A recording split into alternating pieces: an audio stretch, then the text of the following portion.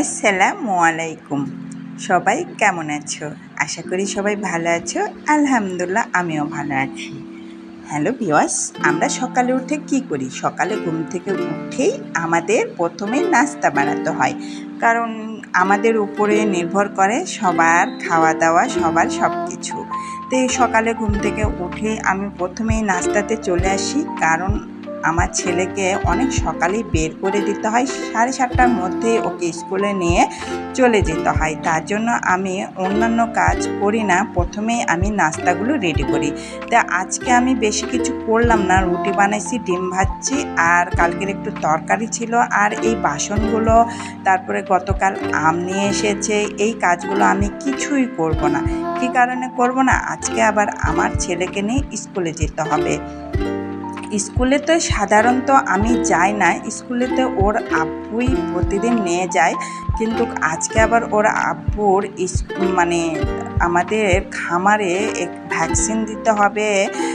হাঁসের খামারে ভ্যাকসিন দিবে, তারপর একটু ওষুধ দিবে, খামারটা পরিষ্কার করবে। তার জন্য ওর আব্বু আজকে যেতে পারতেছে না, তাই আমি ওকে নিয়ে যাচ্ছি। আর স্কুলের উদ্দেশ্যে আমি এখন রওনা হয়ে গেলাম। আর আমার মাথার মধ্যে একটু কিছু ঘোরাফেরা করতেছে যে স্কুলে গিয়ে আমার কি কি করতে হবে।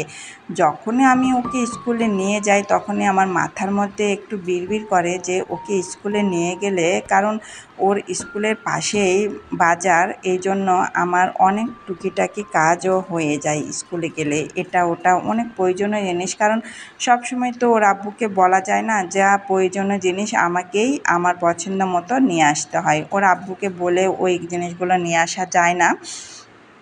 তার জন্য আমি নিয়ে আসি, আর আমি যখনই স্কুলে যাই তখনই নিয়ে আসি। ইচ্ছা করে বেশি বের হওয়া হয় না, কারণ সংসারে কাজ, অন্যান্য কাজ, আর আমি একটু অলস টাইপের, একটু ঘুমাইতে বেশি পছন্দ করি। যেটুকু সময় পাই ওটুকুই আমি একটু ঘুমাই, আর না ঘুমাইলে আমার মনে হয় মাথা হ্যাং হয়ে যায়, তার জন্য আমাকে ঘুমাইতে হয়। আর স্কুলে এসেই দেখতেছি সব ভাবিরা বসে যায় যা পেয়েছে পাখা দিয়ে বাতাস করতেছে। কী কারণে? কারণ আমাদের যে ওয়েটিং রুমটা ছিল সেটা ভেঙে দিয়েছে, ওটা দিয়ে নাকি বৃষ্টির পানি পড়ে, তার জন্য। আর ওখান থেকে আমি আবার আমার পাশে একটা ভাবিকে নিয়ে আমার ননদের বাসায় এসেছি।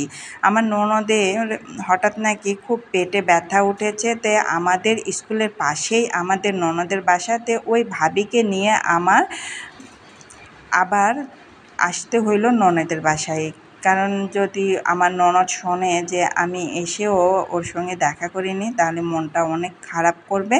আর ওই ভাবিটা বলল নাকি সকালে উঠেই নাকি ওকে নিয়ে হাসপাতালে যেতে হয়েছিল, তার জন্য ওকে একটু দেখে আবার স্কুলে চলে আসলাম ওই ভাবিকে নিয়ে।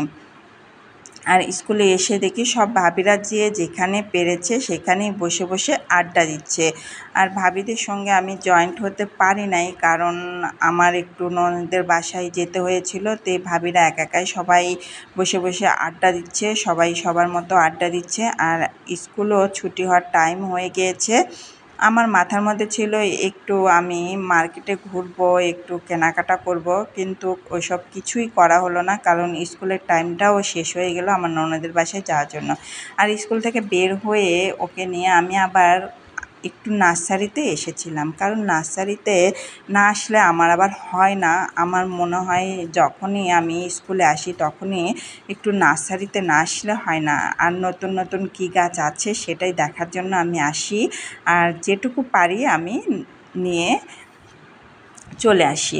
আর নার্সারি থেকে আমি চলে আসলাম, এখন বাসার উদ্দেশ্যে রওনা হয়ে গিয়েছি। বাড়ির দিকেও আমাদের বাড়ির পাশে মানে সব গাছগাছালি ভর্তি, কারণ গ্রাম বাড়ি তো, গাছগাছালি না থাকলে তো গ্রাম বাড়ি মানায় না।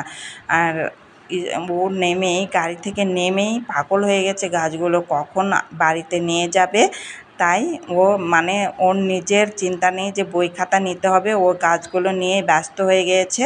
আর আমাদের ভিডিও যদি তোমাদের ভালো লেগে থাকে অবশ্যই লাইক দিবা, কমেন্ট করবা, আর সাবস্ক্রাইব করবা। তোমরা অনেকে ভিডিও দেখো কিন্তু কমেন্ট করো না। সবাই ভালো থেকো, আল্লাহ হাফেজ।